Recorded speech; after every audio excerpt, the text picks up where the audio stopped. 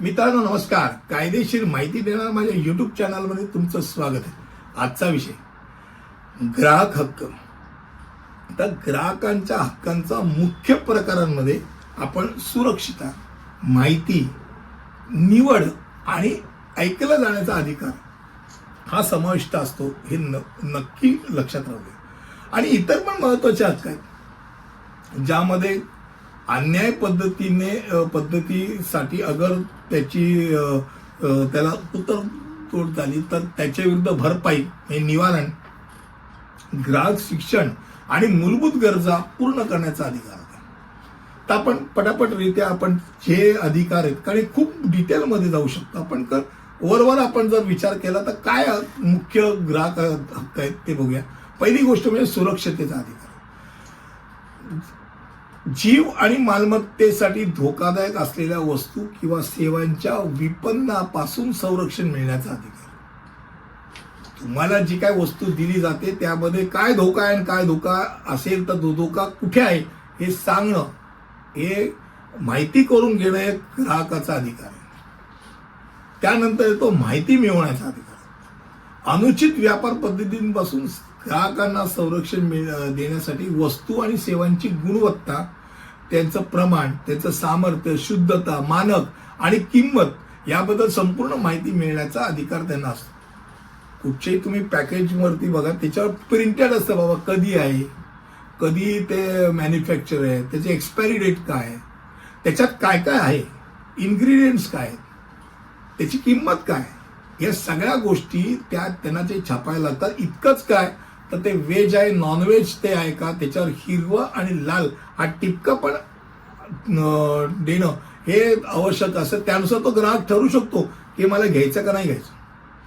कारण ग्राहकाला निवडण्याचा अधिकार असतो.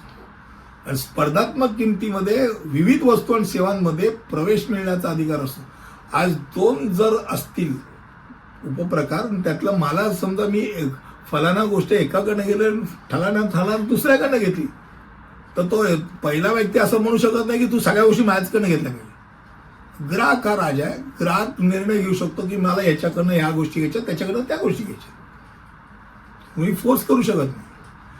त्यानंतर सावधगिरीचा अधिकार आहे. यानी योग्य मंचामध्ये ग्राहकांच्या हिताचा योग्य विचार करण्याचा जाण्याचा अधिकार त्याचा असतो.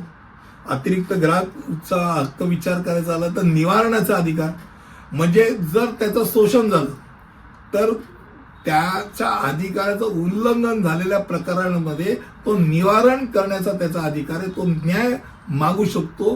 तो कोर्टात त्या संबंधित कंपनीला म्हणा किंवा दुकानदाराला खेचू शकतो. ग्राहक शिक्षणाचा अधिकार, माहितीपूर्ण ग्राहक होण्यासाठी ज्ञान आणि कौशल्य मिळण्याचा अधिकार. उद्या ग्राहकाने विचारलं की बाबा तू मला ही गोष्ट दिली, ही गोष्ट योग्य नाही, असं नाही, ह्याच्यात हे गोष्ट आहे, तू सांगतोय वेगळं आणि यात गोष्ट आहे वेगळी, तर त्या दुकानदाराला त्याचं एक्सप्लेनेशन द्यायला पाहिजे. अन्यथा त्यांनी त्याचे पैसे परत केले पाहिजे, वस्तू परत घेऊन. मूलभूत गरजांचा पण अधिकार आहे.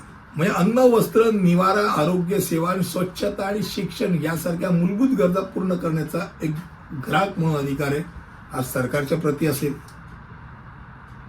आणि निरोगी पर्यावरणाचा अधिकार आहे. तुम्ही ज्या वेळेला वस्तू आपण विकत घेतो त्यावेळेला ती वस्तू कुठच्या तेलामध्ये केली, कुठचं पाणी वापरतोय, ते तिथे ते त्यात बादलीमधनं काढून इकडनं ते तिकडनं दुसऱ्या बादलीमधनं काढून अशा काही वेळा तुम्हाला दिसतात. तुम्ही त्याला आक्षेप घेऊ शकता. घेत नाही तो भाग वेगळा, घेतला तर त्याला ते खाण्याला पाणी फेकून देणं गरजेचं आहे. त्यामुळे कारण का निरोगी पर्यावरणाचा अधिकार तुम्हाला आहे. अनेक वेळा ग्राहकांना आपल्याला नक्की अधिकारच काय हेच माणसं विसरलेली असतात. ही अडचण असते. त्यामुळे ग्राहकांचा हक्क या विषयावरती आज मी बोललो. मला वाटतं अगदी बरोबर आणि थोडक्यामध्ये आपल्यासमोर हा विषय मांडला. विषय खूप मोठा आहे, कमी शब्दामध्ये मांडला. पुढील व्हिडिओमध्ये असंच काहीतरी घेऊन येईल. तिथपर्यंत इथेच थांबतो. धन्यवाद.